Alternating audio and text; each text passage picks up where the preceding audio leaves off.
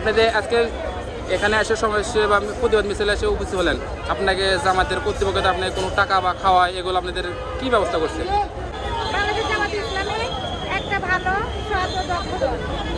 আর এ দলের থেকে আমি নিজেকে খুব গর্বিত মনে করি, কারণ আমি যদিও মুসলমানিত্ব বজায় রাখার জন্য চেষ্টা করেছি, কিন্তু আসলে ইসলাম যে এত ব্যাপকতা, ইসলামের মধ্যে যে রাজনৈতিক দলটা আছে তার মধ্যে যে বাংলাদেশ জামাত ইসলামী অন্যতম দল, এটা আমি এই দলে এসে অনুমান করতে পেরেছি এবং গঠনতন্ত্রের নিয়মাবলী পড়ে আমার খুব ভালো লেগেছে, তাই আমি এই দলে শরিক হয়েছি এবং এই দলে আমি আমার জীবন এবং প্রাণ দিয়ে কাজ করি।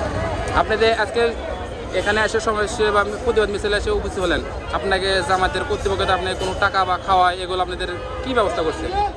না, এ ধরনের কোনো ব্যবস্থা নেই। ইনশাআল্লাহ আমরা যে কাজে আসি আমাদের নিজের টাকা, আমাদের নিজের খরচ দিয়ে আসি এবং আমাদের নিজের খরচ দিয়ে যাই।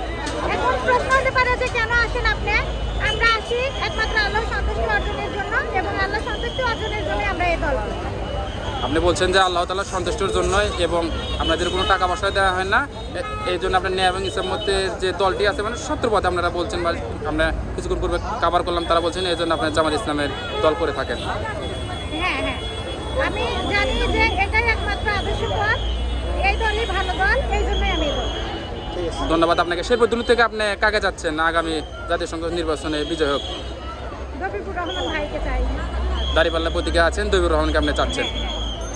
দাঁড়িপাল্লা প্রতীকে আছে, রফিকুর রহমান ভাইকে চাই। ধন্যবাদ আপনাকে।